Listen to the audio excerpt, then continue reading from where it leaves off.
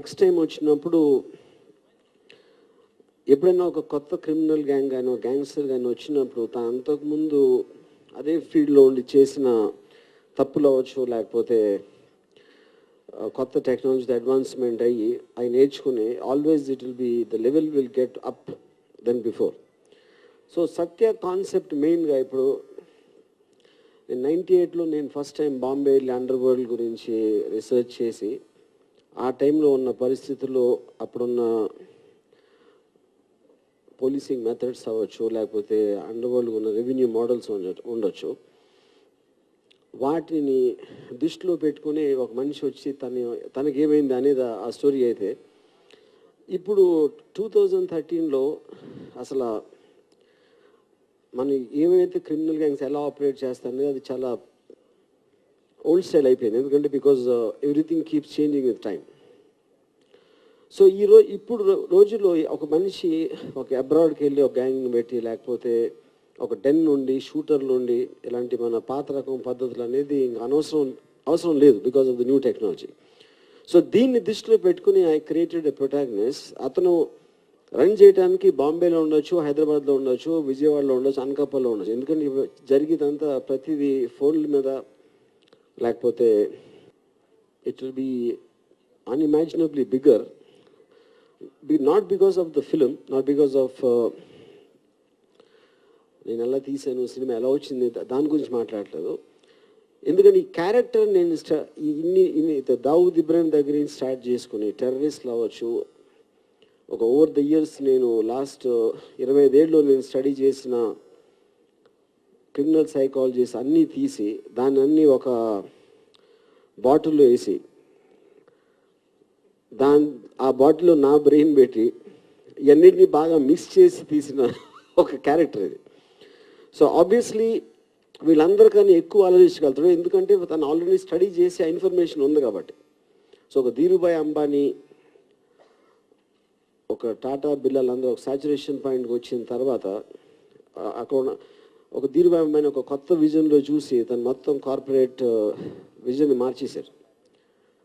కానీ ధీరుభాయ్ అంబానీ ఒకవేళ కార్పొరేట్ బిజినెస్లోకి రాకుండా అండర్ వరల్డ్లోకి వెళ్తే ఏమయ్యేది అని ఒక ఊహ కూడా ఉంది సత్యాలు. ఒక corporate structuring of criminal psychology. అన్నిటి బేసిస్ మీద ఒక యాక్షన్ ఫిలిం తీయాలనిపించి చేశాను. నేను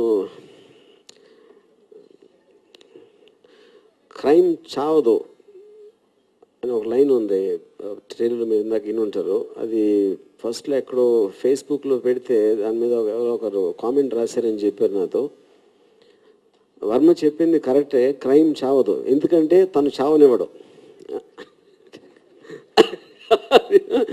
ఇలా కొత్త టైపు క్రైమ్స్ని కనిపెట్టి వదిలేసి దాని నుంచి ఎంకరేజ్ చేస్తారు అని ఒక ఆస్పెక్ట్.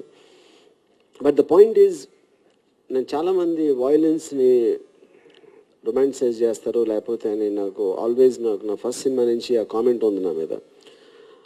బట్ నా పాయింట్ ఏంటంటే, ఇప్పుడు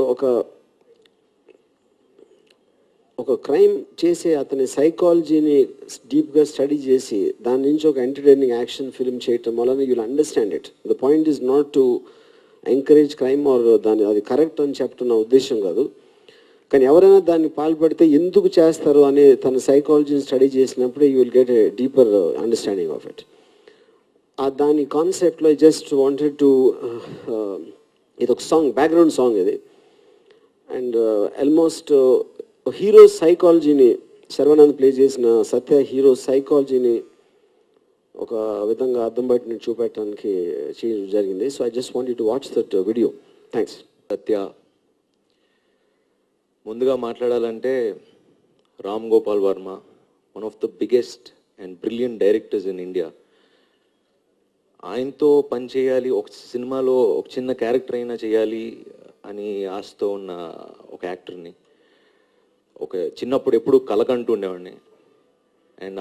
అండ్ ఈరోజు నాకు ఈ కళ నెరవేరినందుకు చాలా సంతోషంగా ఉంది. ఎందుకంటే to work with him, he himself he's an institute and I'm having a great experience working with him every moment. And ప్రతిరోజు అంటే ఏదో ఒక విషయంగా, ఒక యాక్టింగ్ పరంగా కానివ్వండి, ఒక కథ పరంగా కానివ్వండి, ఒక ఫిల్మ్ మేకర్గా కానివ్వండి. And it's a great opportunity and thank you Ramu sir for giving me such a great opportunity. And we've all tried to make a very good film and ఒక కొత్త టైప్ క్రైమ్ని